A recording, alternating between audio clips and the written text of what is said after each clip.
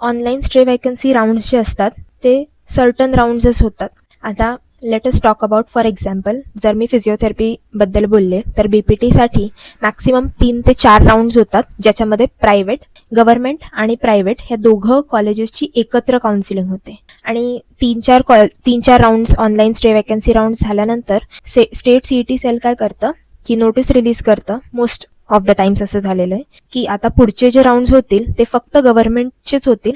बाकी जर private कॉलेजेसचे seats empty राहिलेले असतील तर त्यांची जे ॲडमिशन प्रोसेस असेल ती इन्स्टिट्यूट लेवलवरती कन्व्हर्ट केली जाते.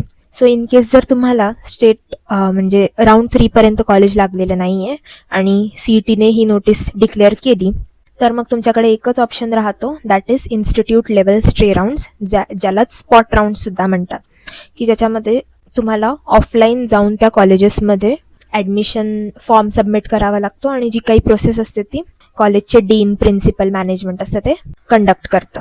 त्याच्यामध्ये ऑनलाईन तुमचं काहीच रोल उरत नाही. आणि in case state CET is willing to conduct further rounds, जर स्टेट CET म्हणत असेल की ठीक आहे आम्ही पुढचे राऊंडसुद्धा करतो, तर पुढचे राऊंडसुद्धा ऑनलाईन होतील किंवा मग फक्त गव्हर्नमेंट कॉलेजेसचे राऊंड्स ऑनलाईन होतात मोस्ट प्रोबॅबली पुढे सुद्धा स्ट्रे वॅकन्सीचे.